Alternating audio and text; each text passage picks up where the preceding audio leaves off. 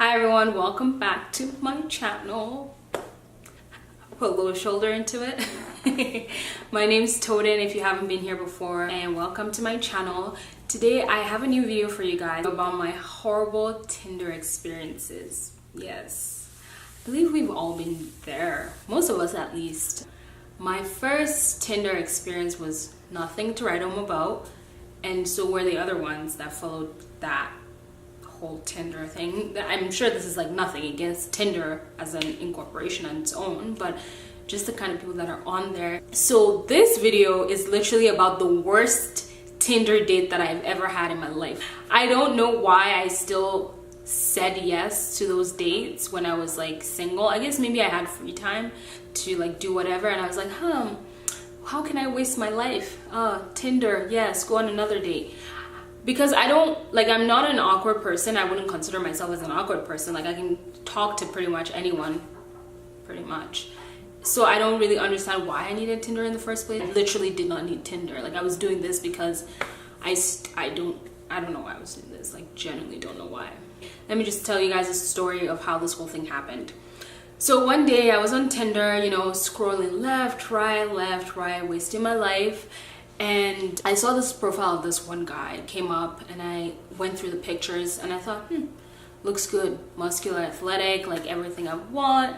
And I saw like, I think the bio said like athlete or something like that, or not athlete, but like bodybuilder, something. It said something like that had to do with sports. So I thought, okay, this sounds like a good match for me. Swiped right. He swiped right back on me, and like we started talking and the conversation was good, and he was like, oh yeah, let's meet up. And I was like, okay, yeah, sure, let's meet up. Mind you guys, I live in the Southwest. He wanted to meet in the Northeast. And I'm not talking like Marlboro Northeast. I'm talking like Northeast, like into the Northeast. And like my friends live in the Northeast, and whenever I go over and see them, I just always sleep over because I'm like, there's no way in hell I'm driving back to the Southwest. You get on Stony, and the GPS literally says, and you have to proceed to the route for another 30 kilometers. And it's like, oh yeah, fuck me then. He said, oh, let's meet at this restaurant. And I was like, okay, great. It sounded like legit enough. And I thought, okay, why not?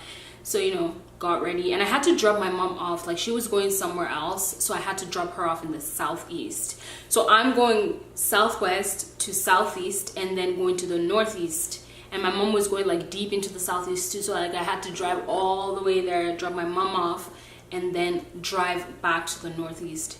Now I'm at this point, I don't like driving long distances unless it's for people that I actually love. Like I just don't like driving long distances. Like I have to mentally prepare myself to drive long distances. So then I put the address in the GPS and I think, wow, this is my opportunity to cancel this date. Like what am I looking for? I don't need a man. Like honestly, why was I even going on this date? Like I genuinely don't know. Like I was literally this bored out of my mind. But I thought, oh, I had already committed to it. Like I don't want to be a flaky person, whatever. So I thought I already committed, I would go. So I start driving, you know, on Stony Trail, and it goes like 35 kilometers to your destination. And I'm like, this date better be good. Like if I'm driving 35 kilometers, this date better be good. So I drove there, I came down, and like I see the guy, he comes down, he comes into the place, and we're like drinking. Oh no, I didn't drink. I did not drink because something just felt off in my gut, and I was just like, you know what, I'm just gonna drink water. He started talking about like himself and stuff like that, and he just seemed so conceited. Well, not to be like judgmental or anything, but he was just like one of those people who's like, I'm better than you. Like on a first date, like who does that? Like at least wait a couple of dates in, and then you can start flexing on me like that. But he was just like really tooting his own horn, and he was talking about how he like teaches people how to meditate. And I was like, oh, like I don't know how to meditate for shit. And he was like, yeah, you just have to like center yourself. Like he was literally one of these people, and I thought, I need to get the fuck out of here. Like he was not interesting because I think maybe because he was just talking about himself, maybe, but he was just like not interesting as a person. And he's like, do you want anything to drink? And I'm like, no, like I'm good. Like I'm honestly great. And there was another lady. Okay, this was so weird. It wasn't even a restaurant. Like it was a pub. And like, not to be like cocky or anything like that, And I understand, like, from a guy's perspective, guys don't want to take girls on like good places because it's like a first date. They don't know if they're feeling them, they don't want to spend the money. But you know, I don't know, I feel like I just hold myself up to a certain standard when it comes to dating. Like, if you're actually going to take me out on a date, take me on an actual date. Like, don't take me to a fucking pub. Like, who does that? Who literally, like, I'm not even expecting something expensive. Like, we could go somewhere else. Like, there's places you can go and do mini golfing that's not going to cost you an arm and a leg. Like, we can literally do anything. But a pub, also this pub had like maybe like 3, maybe max like 6 people in it, so it was kind of like empty. And I didn't even know there was a pub there. Like, I've literally been to this part of the city at least like 20 times, and I literally never knew there was a pub there. Because we kept talking.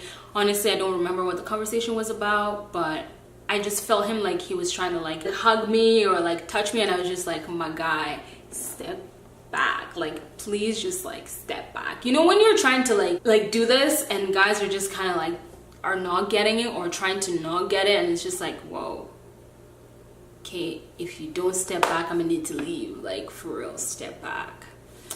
So I kept like kind of like, you know, moving, like adjusting my position, like moving back and just like leaning back and, you know, dodging, not that dramatically, but he didn't seem to get it. Anyways, the date went on, and like he was like, I feel like you don't like me, I feel like you hate me. Like, he was just spewing all these things, and I'm just like, in my head I was just thinking like, you're literally making me so uncomfortable, and I don't know like how I'm gonna go through this date, like end it. I felt like I couldn't leave, like, for some reason. Like, I felt like the date needed to like wrap up, and it couldn't wrap up fast enough for me, because I literally I was like, I am over this. I drove 35 kilometers here, have to drive another 35 kilometers or even more home, and I just don't want to be here at all. Then this is like the weirdest part of the whole night. I think it was about like 9:30. Like, it wasn't that late. It was like 9:30, and this woman was shit-faced at this pub. Like, she was completely gone. Like, she was done. She should have not been there. Like, she was done. Tell me why this lady starts doing cartwheels in a pub. She starts like doing cartwheels and doing all this stuff, and I was just like, well, is someone gonna get her? Like, anyways, took my fist away, minded my own business, because she's not my problem, and she's not necessarily like causing a scene, but she's still kind of causing a scene. And I just kind of looked away, and I just continued talking with him, and she came up to him and started flirting with him. And I just thought to myself, well, wouldn't he do it? God found him another woman right there, right then. Like, he doesn't need me. Like, someone's already flirting with him. Like, this is my chance to dip. By that time, the date was already kind of wrapping up, and he was like, oh, I'm gonna go use the washroom. So he stood up to use the washroom, and this woman follows him.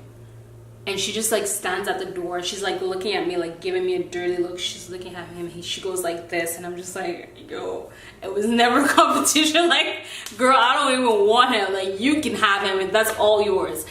And like, he came out, and she's like, oh, I was just waiting for you to come out so I can use the washroom. And I'm like, this is not happening. Like, this is literally not happening. After she finished using the washroom, she came out outside of the washroom, and she went around him, and she like whispered something in his ear, and then left and went back to, because she was with another guy, and went back to the guy that she was with. And in my head, I'm like, I have literally seen it all. Like, I will never go on another Tinder. I still went on another Tinder date after that, but in my head, I'm like, I will never go on another date. And then so the date ended, and I was like, okay, like, I'm gonna go home. The date didn't really end, but I was over it. So I was like, oh, like, I have to go pick up my mom. Like, I need to like dip. Bye-bye, see you never. And then I stood up, and he was like, okay, yeah. Well, I didn't order anything, so there was nothing for him to pay for. Lucky him. I just kind of stood up, and I was on my way to leave, and he was like, oh, don't I even get a hug? And I'm just like, oh my god. It's one of these guys that pulls that like, oh, you're not gonna give me a hug line, and I go in for a hug. And he's like, oh, can I give you a kiss on the cheek? And I was just like, no, a hug is fine. So I go in for a hug, and he tries to kiss me on the mouth, and I'm just like, my guy, you don't know what boundaries are. Like, I can't do this. So I was like, no. I was just like, no, you don't get to do that. Like, straight up just was like, no. And I hopped in my car and like skedaddled the fuck out of there. I was not doing this. Like, I literally dipped so fast.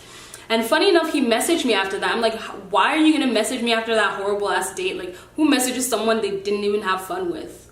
Like, it made no sense to me. But anyways, that was the whole entire thing. And yeah, from doing so much online dating, I don't even know what I can say that I've learned, but I can try to divide it into things to look for when you're online dating that seems like a red flag, things that I've noticed that are red flags from online dating. And once you see this, I would honestly advise you to kind of find a way to like live the place. One, guys are too touchy. If there's a vibe, that's a whole different thing. Like, if you're vibing with someone and you know they're vibing with you back, it feels comfortable, I feel like that's fine. But once like the other person is literally distancing themselves away from you, just, you know, stay in your lane. Don't make it awkward. Like, don't push it.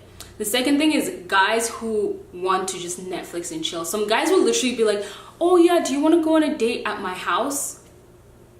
Where they do that at? No, seriously, where do they do that at? Like, I'm confused. On a first date, you're asking me to come and it's a different thing if you so double standard, but I feel like it's a different thing if I offered to be like, hey, I'll come over to your place. But like, don't try to invite me to your place on a first actual date and be like, oh yeah, like come over to, like, I'm 23. I know what that means. Like, I know I'm not just coming to your place. Like, I mean, I know what that means. Third thing I would say is like, if guys are like being like too pushy and like always trying to buy you drinks, because I feel like for some reason guys think that once they like give you enough drinks, that would like let you open your legs or something.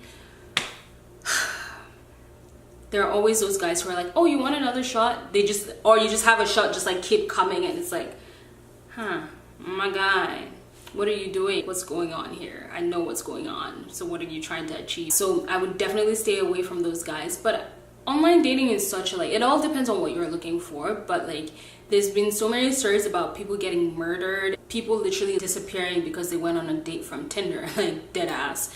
So for me personally, when I was still like on Tinder and like dating and all that stuff, I got a man's now. But anyways, when I was still dating and I was still on Tinder, I always, every time I would get to like a date or like a destination, I would drop my location to my friends. We have a group chat, drop my location, share my location with my friends. I would drop the address and stuff. In case I go missing, I want them to find my body. Knock on wood, I never go missing, you know, just to be safe. Never go on with someone you feel like you don't trust, or at least don't even go on with someone on a first date. Like, it just seems some guys are just hella, I don't know.